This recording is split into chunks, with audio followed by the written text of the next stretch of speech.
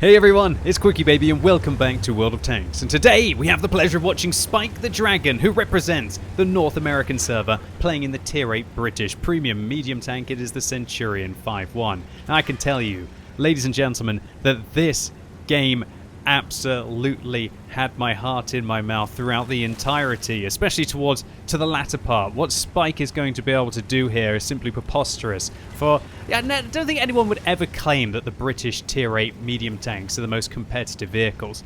Although this one, the tank in question, the Centurion 5-1, is probably just a touch above the standard Centurion. Let me talk about the differences between this and the regular Centurion.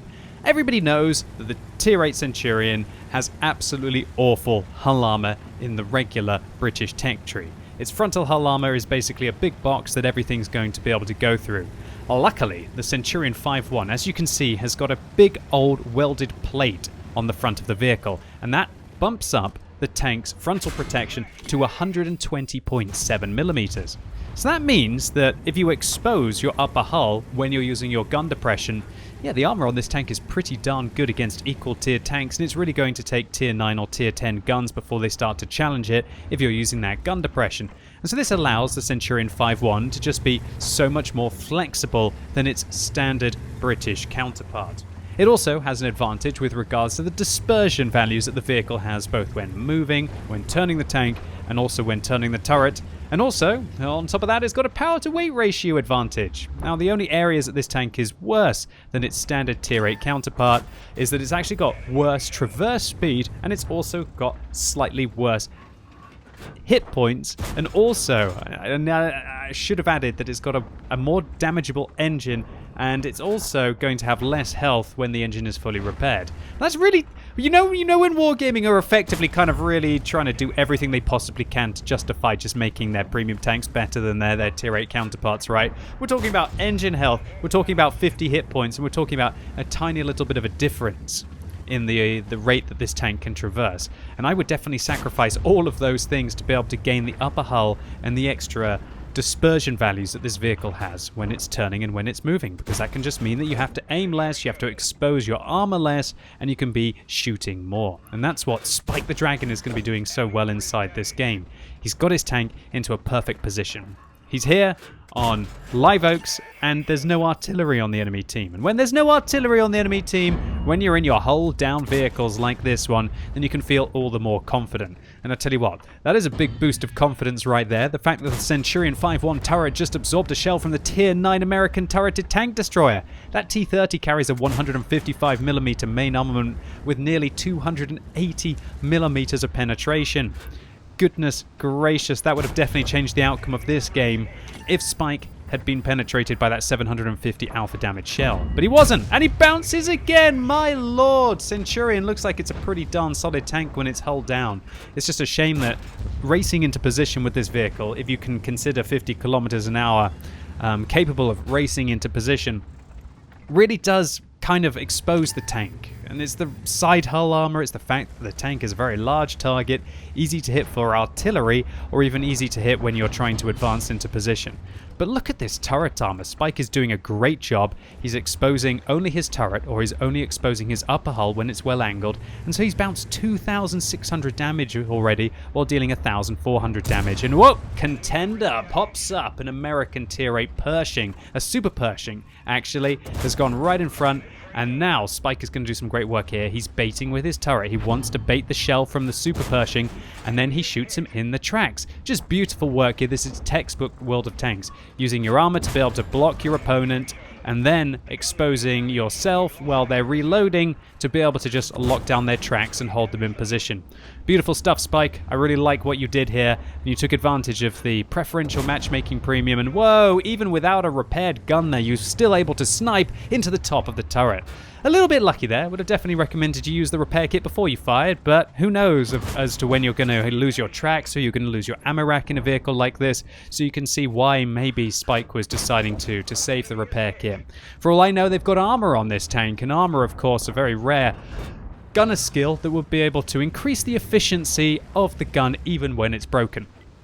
Alright, so Spike now starting to go to town on the FV4 202, sorry. And I'm so used to talking about chieftains. There seem to be so many of them in the game these days, just posting absolutely monstrous rounds. But Spike shuts down his Tier 8 premium competition in the form of the FV4 202.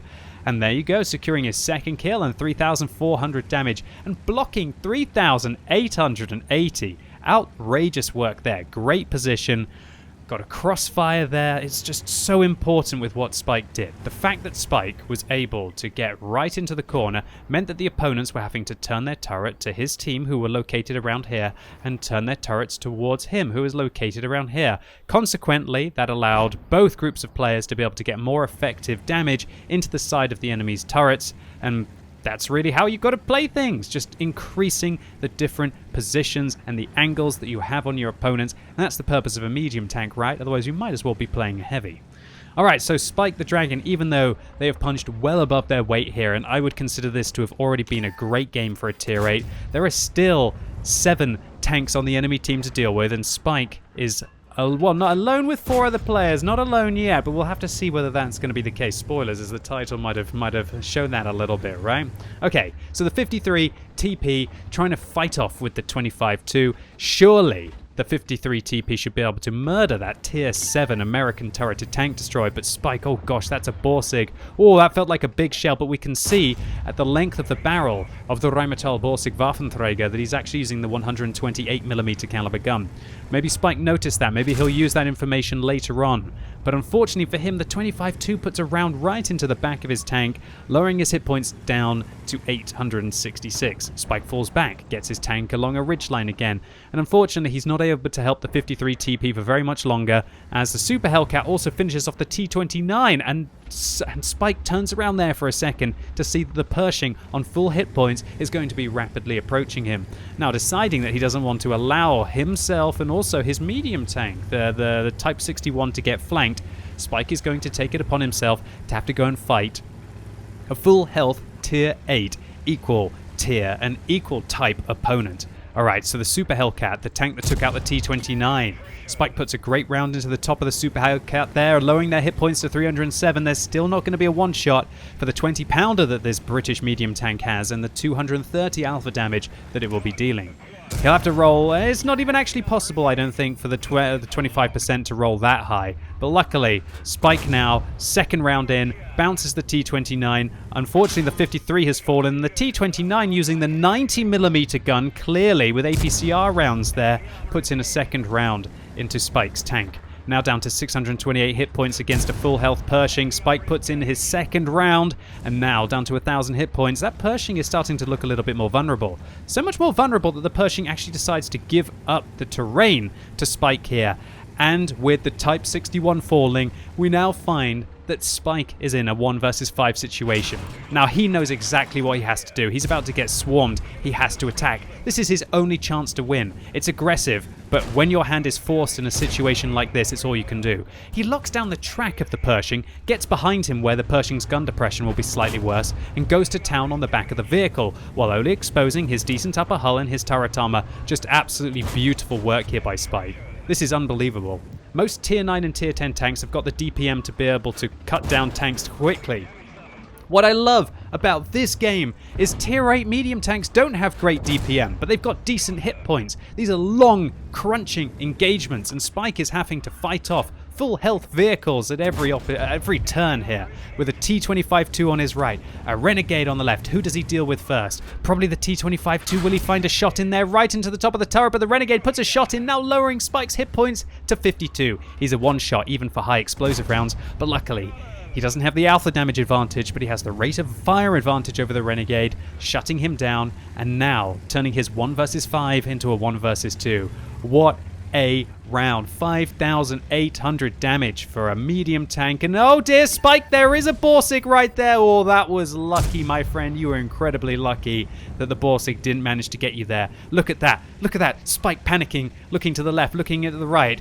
realizing that he was very lucky and his life flashed right in between his eyes there. Alright, so now Spike, hold down against a Borsig, much better opportunity. His repair kit comes just off cooldown, repairing the gun for the second time this game. Hopefully that should allow him to accurately snipe the top of the Borsig's turret. He does. The Borsig now caught out in the open, doesn't really feel too confident, and Spike's going to be able to put one right into the top left, shutting down the Borsig, and now in a 1 versus 1 with the American Tier 9 heavy tank, the T-29, that we saw was using the 105mm earlier. Definitely with the top turret though, as they have 1,250 hit points, and that ricochet confirming that the T-29 isn't using the top gun. Now that should be an advantage for Spike. If the T-29 was using the top gun, he could probably splash a high explosive round on him, but considering that he's using the 90mm, that also means that Spike has to be worried about working within his alpha damage. It's really interesting to see how these engagements go down. Spike bouncing APCR rounds from the T-29. He's got about 250mm of penetration, which will be more than enough to go through Spike's turret and hull at least some of the time. Spike puts one through the front of the tank, bounces the 90mm gun, goes back up to put another one at the charging T-29, right through the front of the hull. Spike's still going to have to shoot him 3 to 4 times if he wants to shut him down. Does he go for the tracks or does he go for the hull? Spike chooses to go for the tracks, hopefully going to be able to lock down the T-29's tracks again with the next shot. He swings out to the left to be able to shoot through the tracks to lock the T-29 in place, and now it's looking absolutely beautiful, right? Oh no!